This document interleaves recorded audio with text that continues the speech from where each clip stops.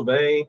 Muitas leituras? Espero que sim. Sejam bem-vindos ao canal Humanitas, o canal de pesquisa na área de humanidades. Eu sou o professor Cristiano Mello e falo aqui com vocês. Hoje, dia 11 de dezembro, quinta-feira, às 19 horas, teremos a nossa live mensal e última de 2025. Saliento que teremos a honra de conversarmos com a autora Sandra Godinho, romancista premiada e mestre pela Universidade Federal do Amazonas. A live intitulada As Articulações entre o Passado e o Presente no Romance Histórico Tocaia do Norte. Antes de iniciarmos a nossa conversa, cabe lembrar que o canal Humanitas e o portal científico Café das Humanidades são parceiros da editora Diálogo Freiriano. Se você deseja publicar a sua tese ou dissertação de mestrado em formato de livro, informo que deixarei o link na descrição do vídeo para que você possa realizar um orçamento. Os valores são acessíveis. Na sequência, aproveite para visitar o portal científico Café das Humanidades e conferir a grade de cursos e serviços voltados à capacitação acadêmica. Cabe lembrar que todos os cursos possuem avaliações técnicas da sua produção final. Os valores também são acessíveis. Aproveite também para participar da campanha solidária de financiamento do canal pelo Apoia-se. Para continuarmos produzindo os conteúdos de qualidade, dependemos da sua ajuda financeira. Eu vou deixar o link do Apoia-se na descrição do conteúdo. De antemão, o canal Humanitas agradece os referidos apoiadores: Alexandra Vieira, Ítalo Morricone, Jorge de Saraé, Miriam Scott e Sandra Godinho, que vai conversar conosco daqui a pouquinho. Eu deixarei o link, como eu disse, da campanha. Bom, sem mais delongas, partiremos agora para a leitura do currículo da autora. Sandra Godinho é nascida em 27 de julho de 1960 na cidade de São Paulo. Radicada há 22 anos em Manaus. É graduada e mestre em letras e tem 14 livros publicados. Orelha Lavada, Infância Roubada, Contos, 2018. Recebeu menção honrosa no 60º Prêmio Literário Casa de Las Américas, em 2019. O Verso do Reverso Contos ganhou o prêmio da cidade de Manaus em 2019.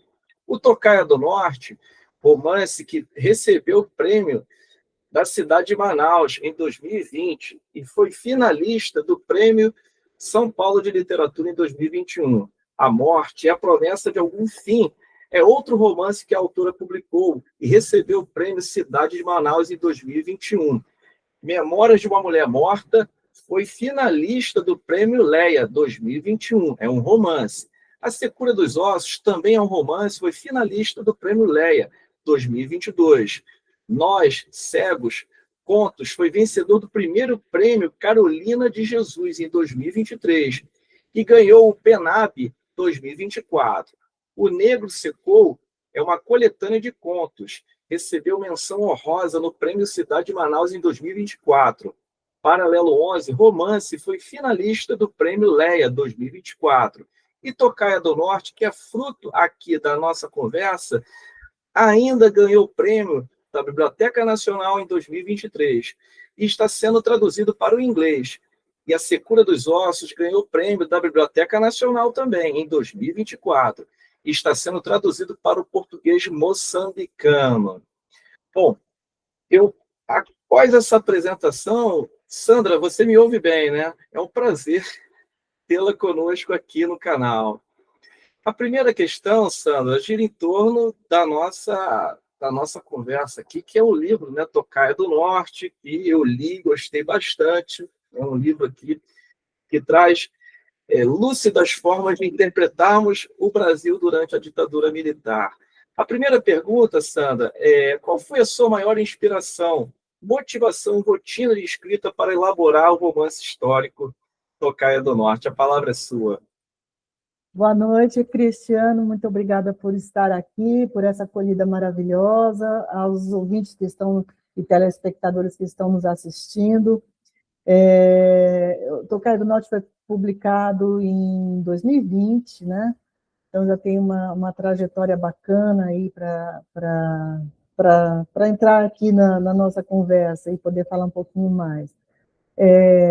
Na verdade, assim, surgiu assim. Eu estava escrevendo o meu primeiro livro, primeiro romance, e uma das personagens morria na estrada BR-174, que liga Manaus a Caracaraí, né? E depois a Caracas. Então, eu fui estudar essa estrada e me deparei com uma história real, um evento histórico que foi verídico, que foi o massacre da expedição do padre Caleri, um padre italiano que era da prelazia da Consolata e estava aqui e foi designado para pacificar os índios ao Aimiri-Atuari quando da construção da estrada. E essa história ficou na minha cabeça. Então, eu terminei o meu livro, já desinteressada até do primeiro romance, né? E fiquei com isso, marinando a minha mente. Vieram outros livros, e aquilo lá sempre fermentando. É engraçado quando a gente tem uma ideia, a gente fica com aquela obsessão.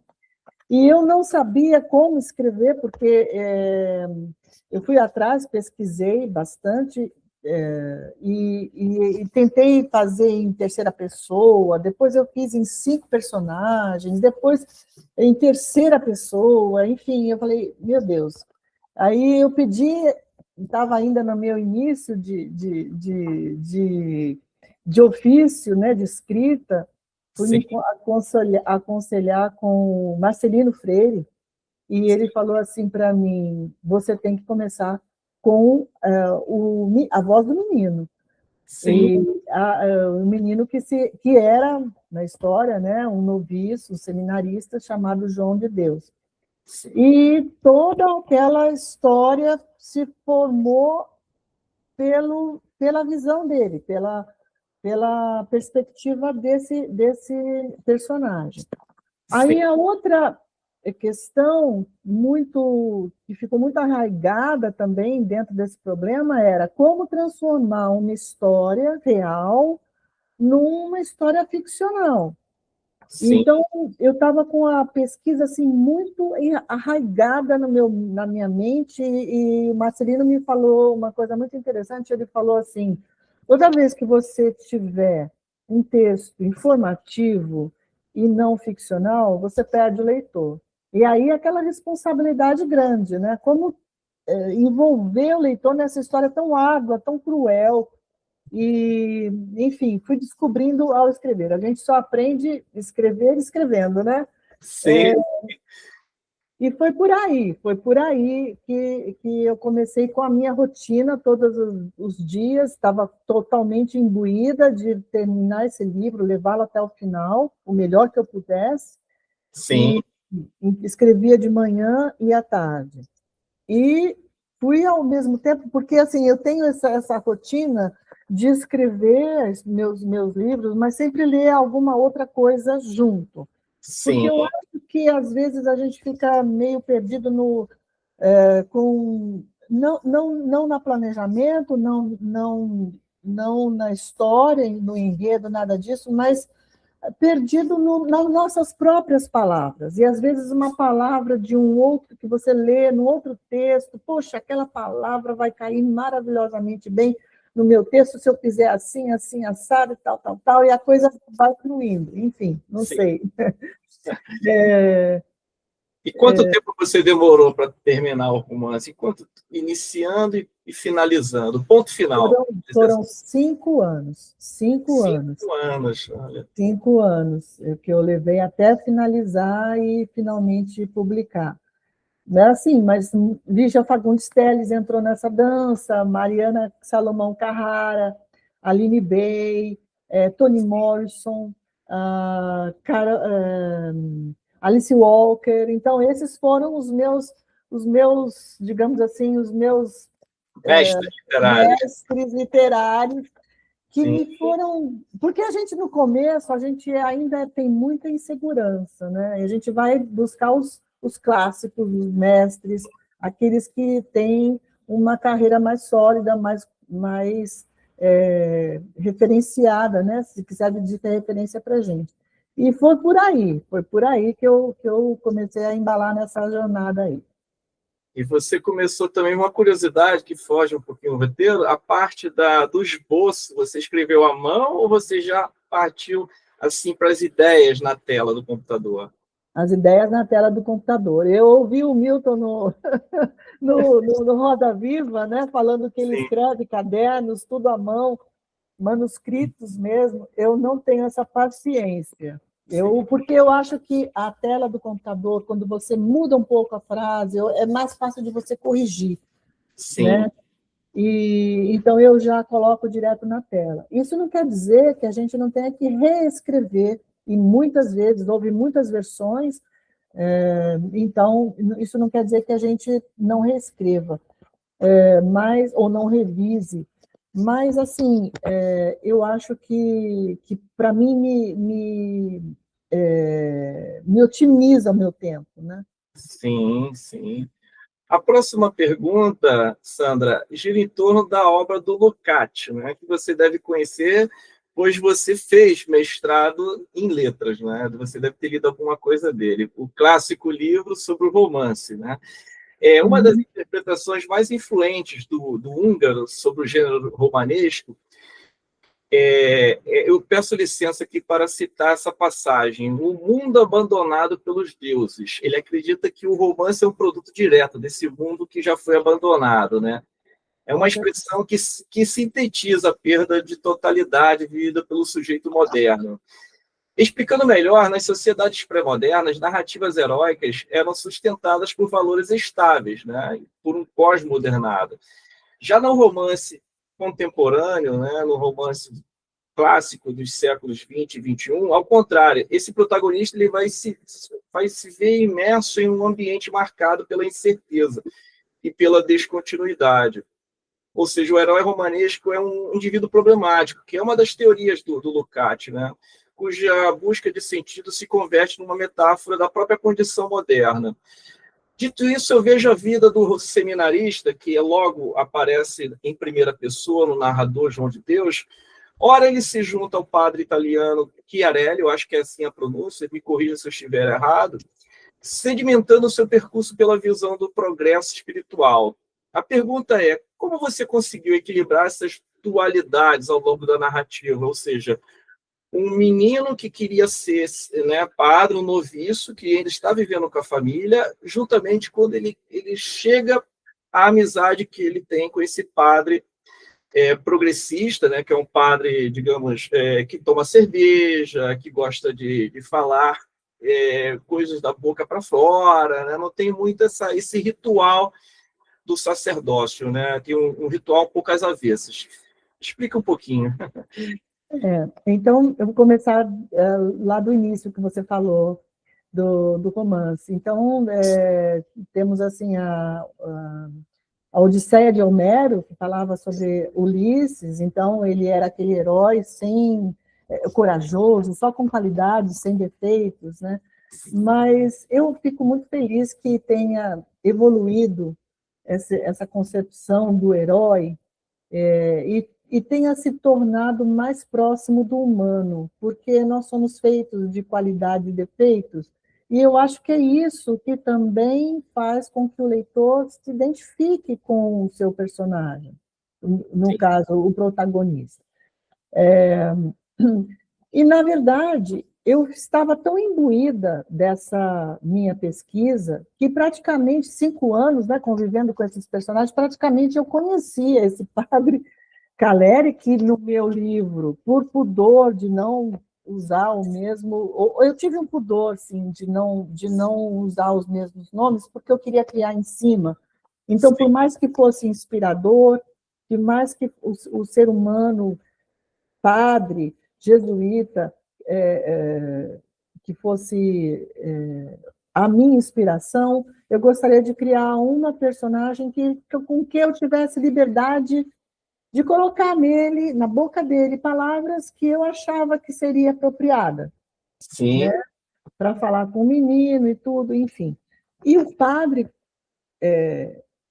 a persona Caleri, é muito, muito parecido com o Chiarelli que eu criei. Sim.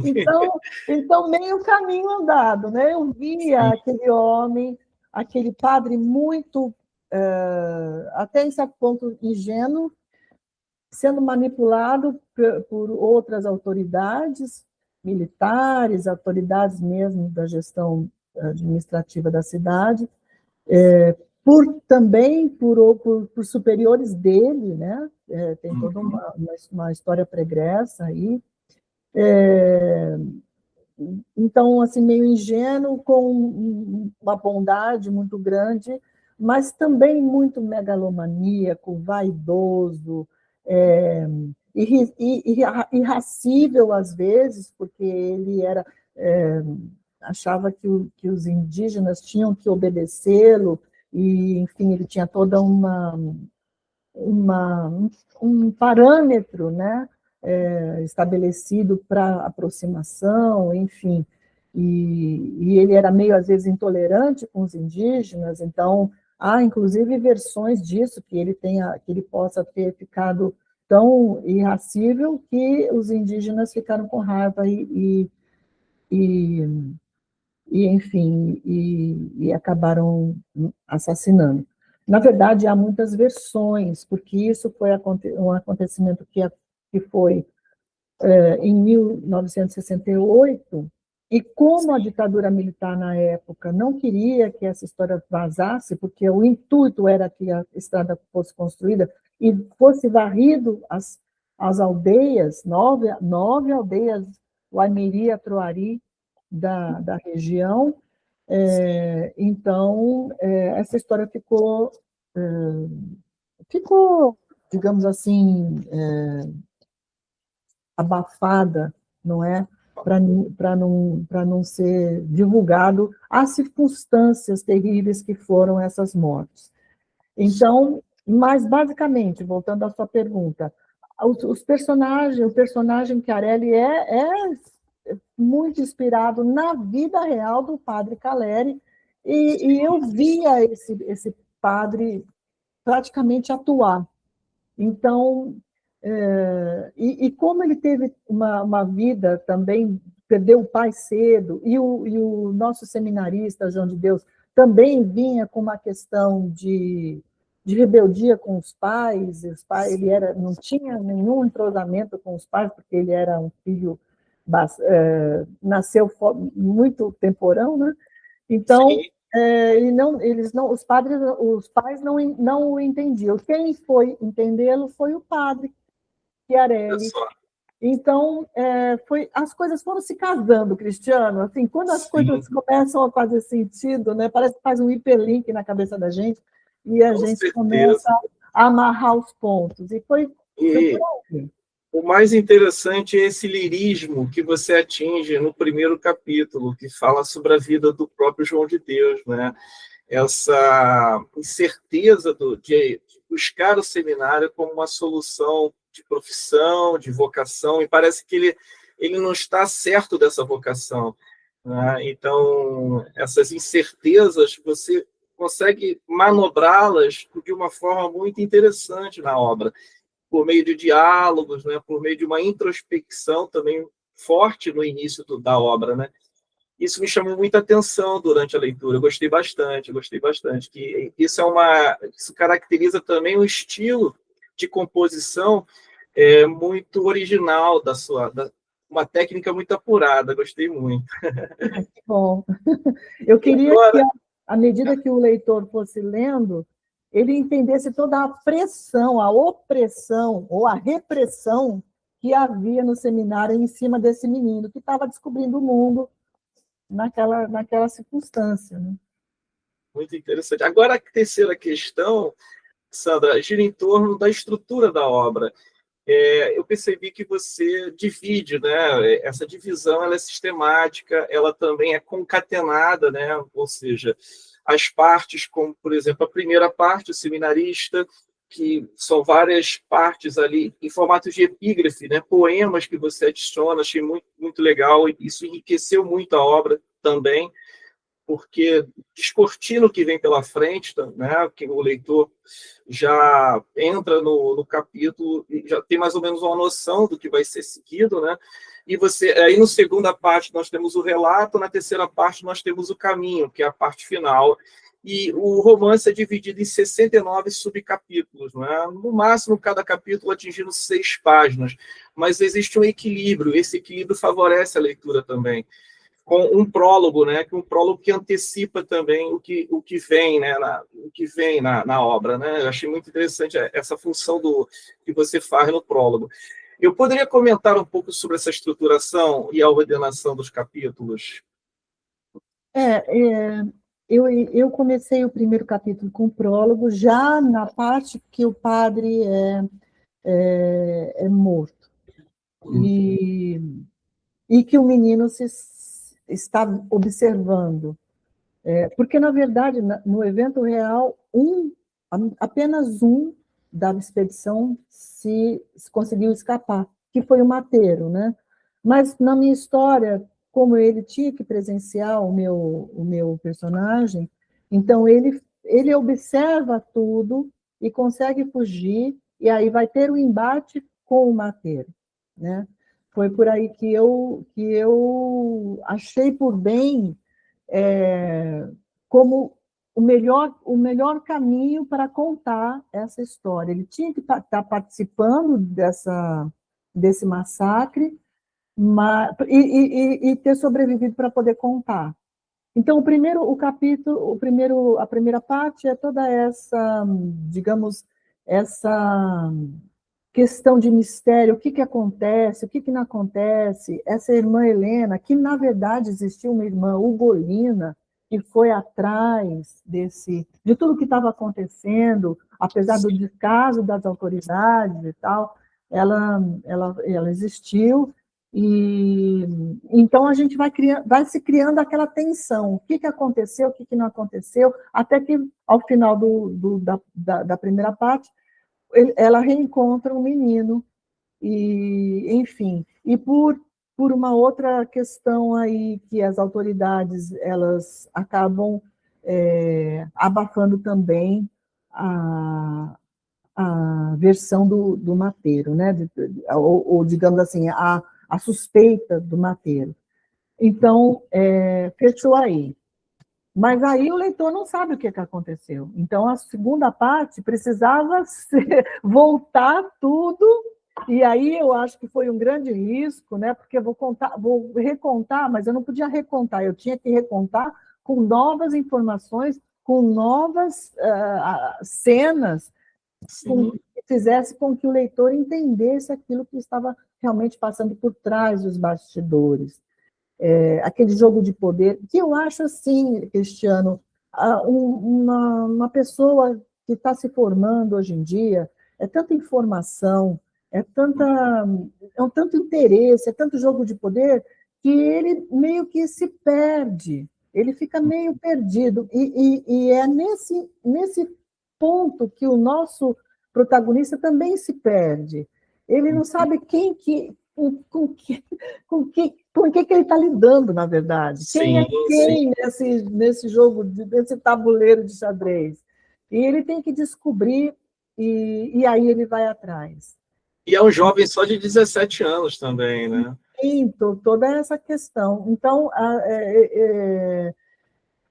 ao final, quando ele descobre que o padre não era tudo aquilo que ele pensava que fosse, ele também se revolta. E aí, até ele voltar, ele se achar, e ele se retomar, se reconstituir, se ressignificar dentro desse mundo, aí ele encontra o caminho dele. Então, Que foi mais legal. ou menos por aí. Que bacana. Então, Sandra, agora a próxima pergunta, ela gira em torno do próprio título da nossa conversa, que são as articulações entre o passado e o presente, né? Essa temática, eu também percorro um pouco essa mesma temática na minha tese de doutorado, né? Mas vamos pegar aqui a questão. Partindo para a pesquisa que você realizou acerca da produção do romance Tocar do Norte, é notório como a constituição do enredo é baseada em fatos reais e documentais. Inclusive, você esclarece isso na nota, né, na nota da autora. Em outras palavras, existe um marco temporal, fincado no final da década de 60, que é mencionado aqui nas primeiras páginas de 1968, né?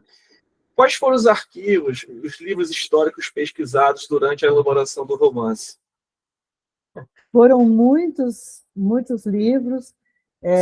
Teve a Comissão Estadual da Verdade, um primeiro livro que foi fundamental. Quem me deu foi o missionário Egídio Schwartz, que conheceu realmente o padre Caleri, que me deu o plano preliminar de como seria feita a aproximação com os indígenas. Ele me deu esse plano original, e ele mesmo me contou como era esse padre, né? Também tive entrevista com o padre Vantuí, do Seminário São José, realmente, que conheceu, deixa eu até trazer aqui, que conheceu o padre Silvano Sabatini, de um livro que se chama Massacre.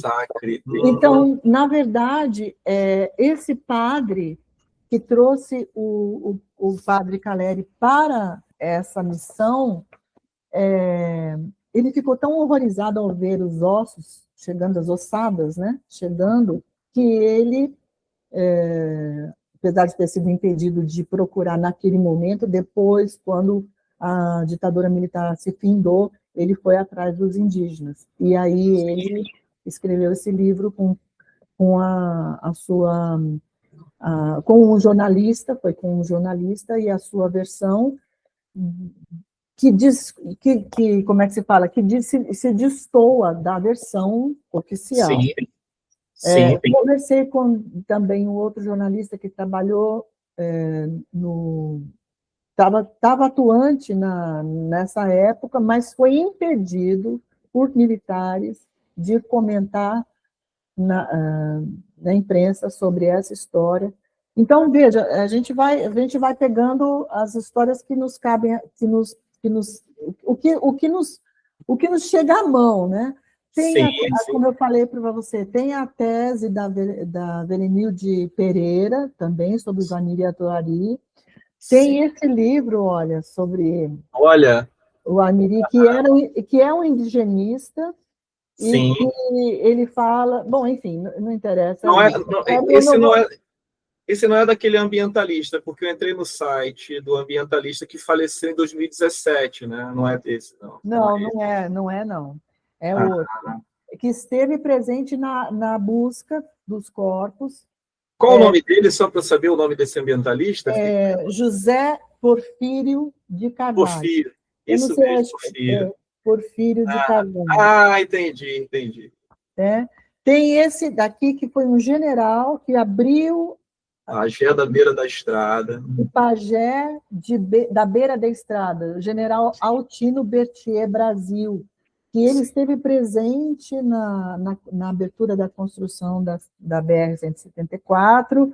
Teve um outro, eu não estou com ele aqui, mas teve um outro sargento que começou na parte de cima da estrada, em Roraima, um descendente de italianos, também me falando como que era das pessoas que estavam lá e que se perdiam na floresta, né? E o que eles faziam para se alimentar, para não morrer de fome, o que eles tinham que enfrentar. Então, assim, porque eu não ia para a floresta, não tive coragem, né? Apesar de passar pela estrada, fazer toda esse trajeto.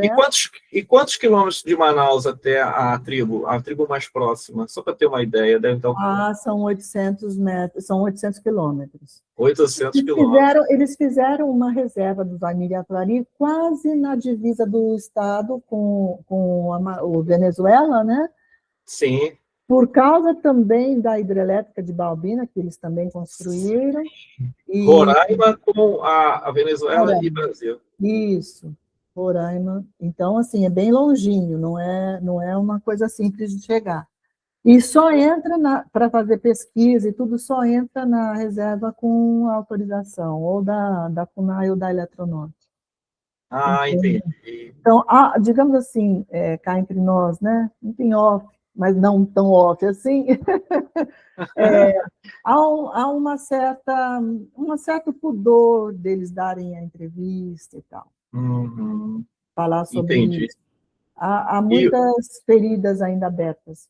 o relatório, eu fiquei curioso em perguntar, o relatório da Comissão da Verdade, são muitas páginas que descrevem esse episódio da construção da BR-174, não?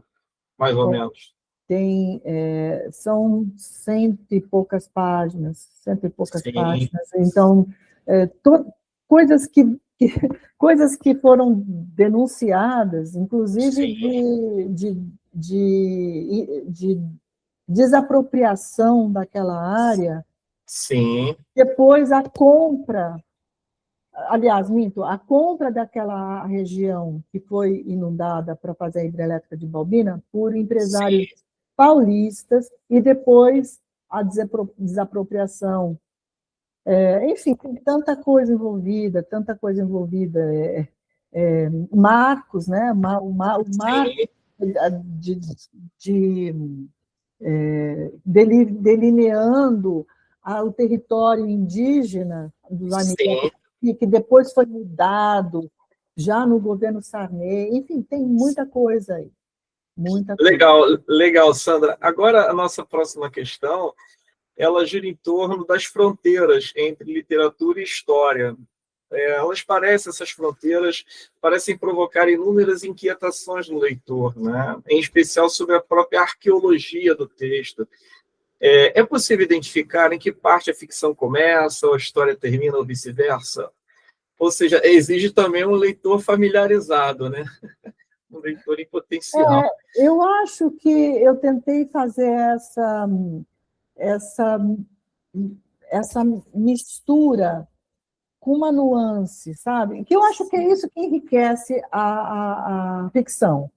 Mesmo que você esteja falando, reconstituindo, resgatando um evento histórico, eu acho que se Sim, não tiver essa habilidade de você fazer com que o, o leitor sinta que é a perspectiva desse personagem que você criou, que está lá, que está vendo, e que está temeroso do que ele vai encontrar, e das pessoas com quem ele vai encontrar, quem é que está falando a verdade ou não.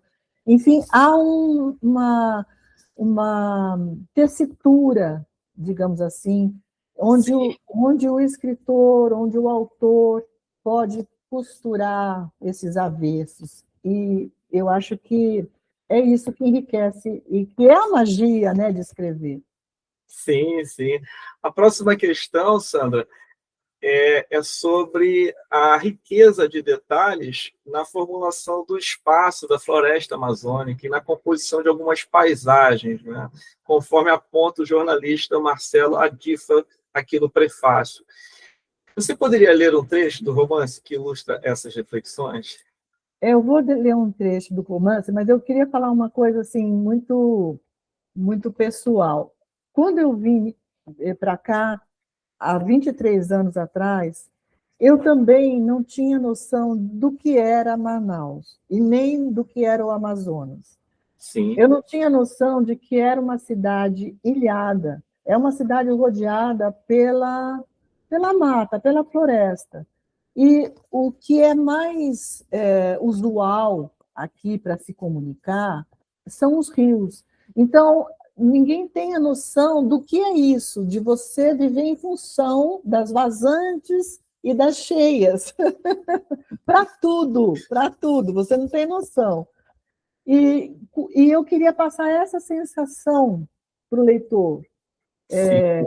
Então, eu vou ler um trechinho aqui. E eu acho que você fez isso muito bem. Acho não, tenho certeza. As voadeiras, né, que você caracteriza, Isso. É marcações. o transporte usual deles, né? Sim, sim. Principalmente dos ribeirinhos, e mesmo para as pessoas que moram na zona urbana. Se você quer, por exemplo, ir para Parintins, você vai de lancha, entende? É tudo pelo rio. Enfim, logo no capítulo 3, eu escolhi esse trechinho. Eu não era poeta, mas lia as águas. Cheias e vazantes deitavam regras naquele recanto. As primeiras encolhiam as margens, só acalmando sua fome, várzea adentro. Pescaria nessa época era custosa, os ribeirinhos padeciam, armando jiraus e marombas para salvar as criações de morrerem afogadas. Mesmo com todo esse cuidado, às vezes acontecia de perderem cachorro ou galinha para algum jacaré ou sucuriju. Nas vazantes, acontecia o contrário. As terras saíam do fundo das águas, prontas para os caboclos prepararem o roçado, germinarem canteiros e pomares no beiradão. A vida de qualquer caboclo acontecia em torno desse ir e vir melindrado da natureza. Então, é esse pedacinho que eu trouxe para ilustrar, mas assim, temos áreas, né? Terra de várzea, terra de igapó, de igapó Sim. e terra firme. Então, assim, são 3 tipos de terra aqui. Enfim, é muito interessante, é muito interessante. A próxima questão gira em torno da constituição, da formulação da personagem João de Deus, que é um narrador em primeira pessoa muito bem articulado, né? Muito bem conjugado, né? Como eu disse no início, essa atitude lírica que você conseguiu compor, né? Eu gostaria de te perguntar o seguinte: quais foram os recursos líricos empregados para narrar as inquietações dos seminaristas? Se você deseja ler um trecho, fique à vontade também. Bom, então, assim, eu fiz a primeira parte, ele estava indo nessa jornada de conhecimento, não só do mundo, como conhecimento dele também. Então, e ele queria sair de Manaus, eu não vou dar muito spoiler, né? Mas ele queria sair de Manaus, ele queria estar nesse mundo, sem a restrição do pai e da mãe, impondo essa prisão, né? Que, na verdade, para ele era uma prisão. Então, toda a primeira parte, eu coloco um pequeno poema Sim. que começa com "se for para partir", porque ele estava partindo, ele estava deixando de ser quem ele era mesmo, para se conhecer também, né? Não só o mundo, mas por se conhecer. Então, se for para partir, que eu te memorize, que eu te cheire, que eu te chore uma última vez. E todos os capítulos começam assim, com esse pequeno verso, cada um com o que há de conteúdo no capítulo, né? Se for para partir, que arrebente os olhos, para que não veja, que arrebente os braços, para que não abrace, que arrebente a boca, para que não implore. E aí, no final, na segunda parte não tem nada, porque é aquela parte cruel, né? E eu acho que quando a gente está numa situação de violência, a gente não tem poesia, né? Não há poesia que cale toda essa crueldade, essa vilania humana, né? Então, não tem poemas nenhum. Aí, na última parte, ele já está se reencontrando consigo mesmo e com o mundo, né? Porque aí ele vai para essa aldeia dos Ayauara, junto com o Egídio Chouade, que é um missionário que realmente catequizou os Aimiri na língua Tinha, né? Tinha Iara, a língua deles. Então, aí já temos outro tipo de poema. Se for para regressar, guarde o viço, guarde a língua, guarde o chão, cavado no coração. Se for para regressar, faça do pranto um canto, faça da dor a dor, faça do escombro escambo, sem escape, sem volta. E por aí vai, com todos os capítulos ele vai falando um poema, que na verdade ele pensa que é para a amada dele, mas na verdade é para ele, né? É para se entender como gente. E a poesia é aquilo que nos dá esse fôlego da vida, né? Para a vida. Muito interessante. A próxima questão, Sandra, ela gira em torno do título da live, né? Que é a articulação entre o passado e o presente. Novamente aqui, Eu gostaria de te perguntar como o trágico genocídio aos índios da tribo indígena Waimiri Artroari, durante a construção da rodovia BR-174, que ligaria Manaus a Boa Vista, que hoje liga, né? E posteriormente a construção da hidrelétrica Balbina, em pleno período da ditadura militar brasileira, não volte a se repetir nos dias atuais. Essa pergunta é muito boa e é muito pertinente porque nós estamos vivendo tantos conflitos indígenas ultimamente, né? E nós estamos vivendo também, há que se falar, cooptação de algumas chefias indígenas para que os grileiros, os fazendeiros, os garimpeiros consigam tudo aquilo que eles querem com a conivência desses caciques. Então, a gente também está vendo isso.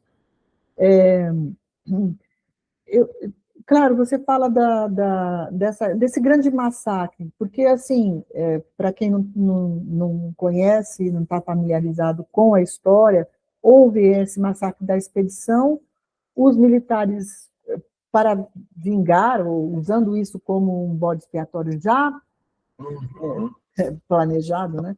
Eles entram com aviões, com metralhadoras e vão dizimando as aldeias.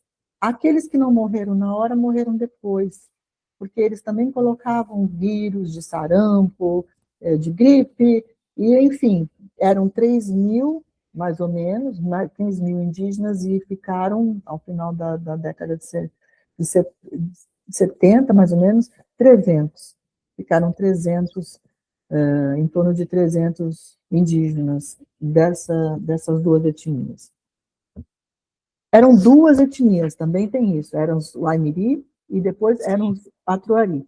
Como eram muito poucos, eles se uniram e agora formaram os Waimiri e Atruari.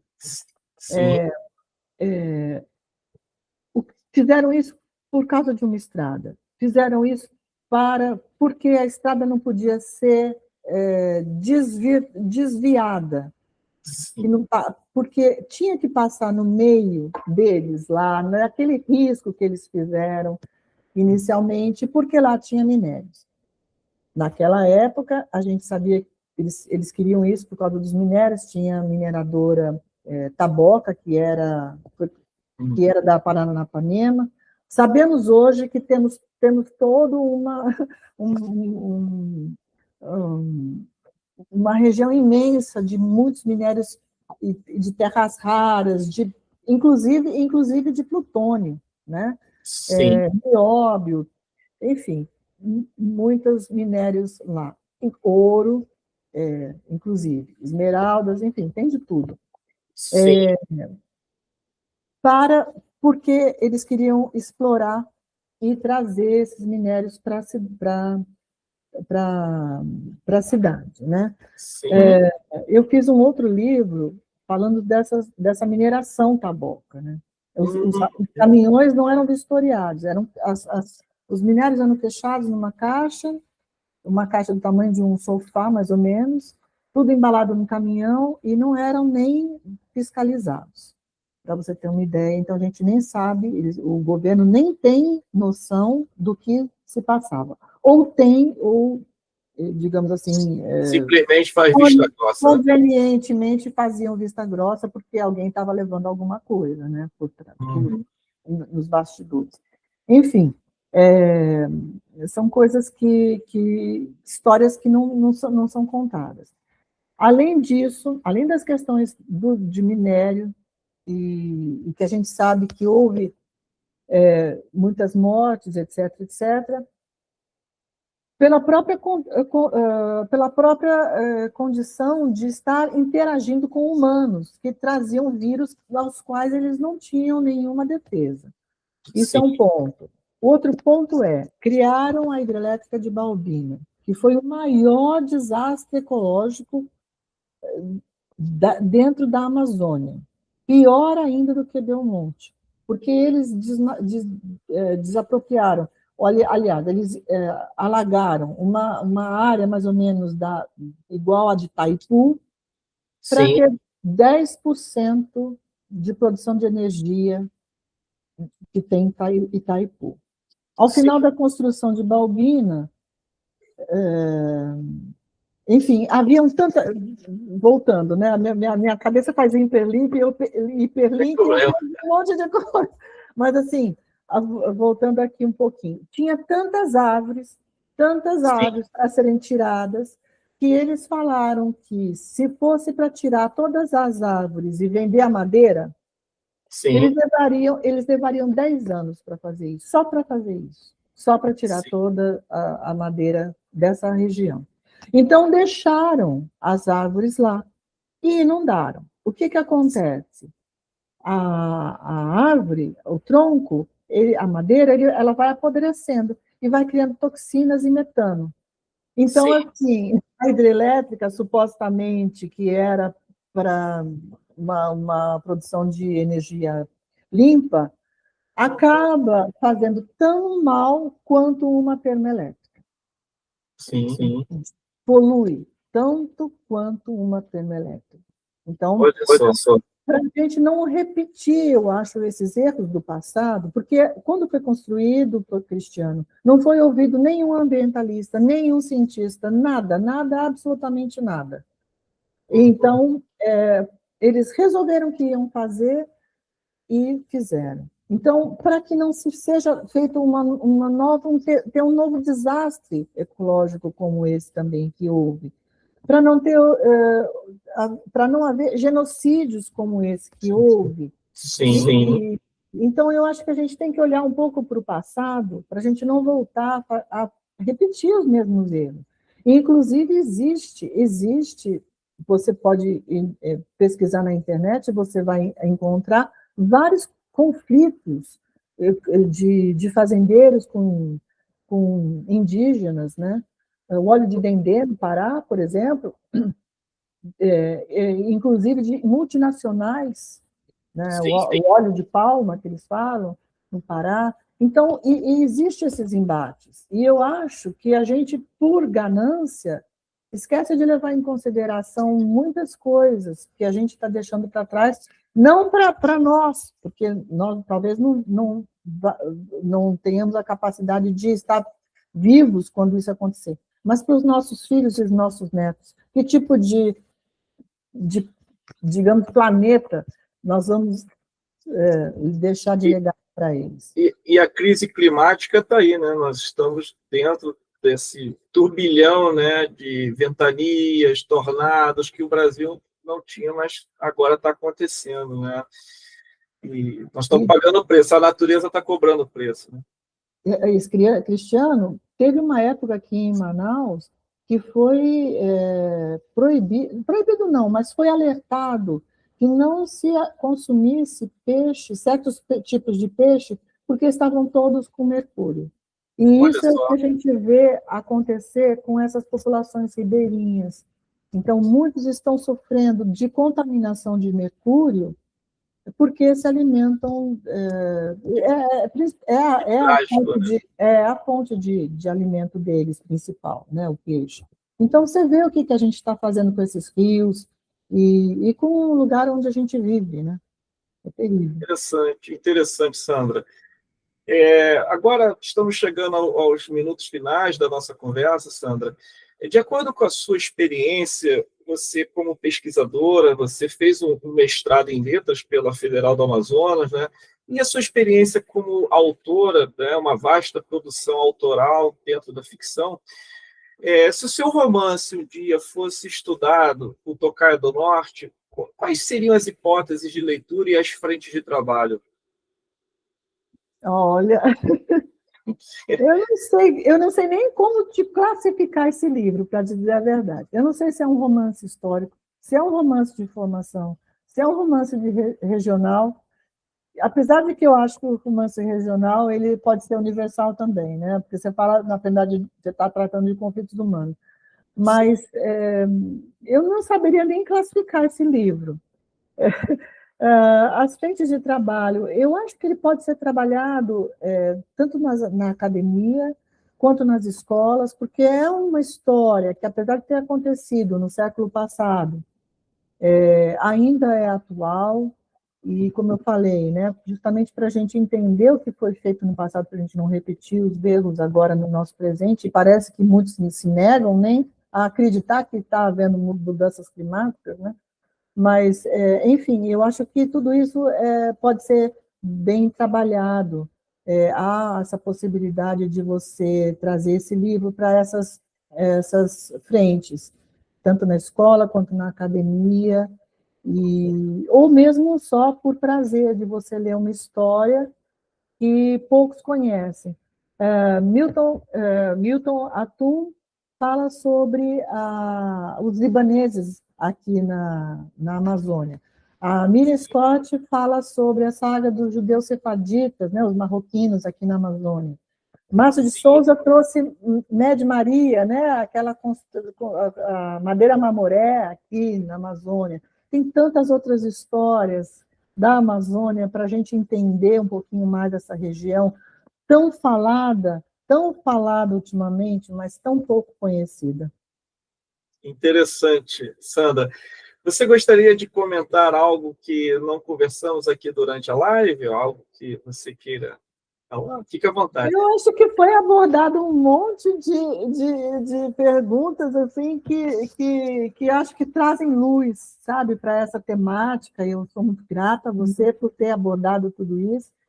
E eu queria falar de quem escreve, sabe?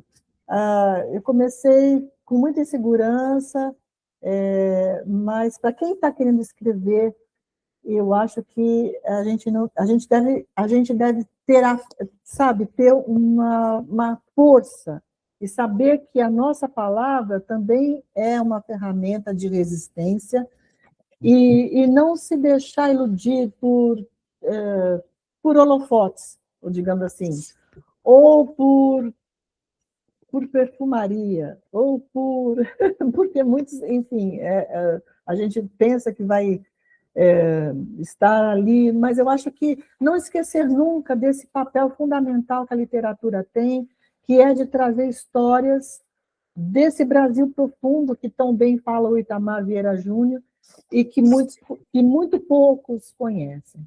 Então é isso. Vão com afinco, dediquem-se, que é muito prazeroso também.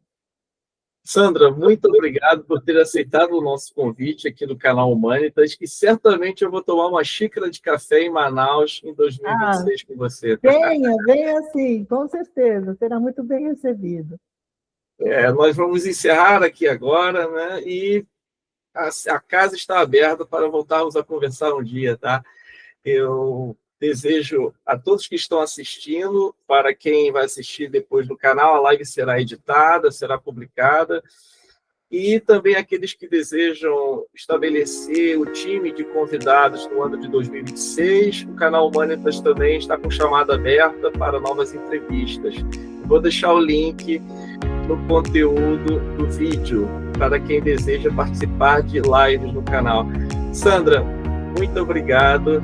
Um abraço, mesmo de longe, até logo. Obrigada pela acolhida e pela oportunidade, Cristiano. Obrigado também. Tchau, tchau.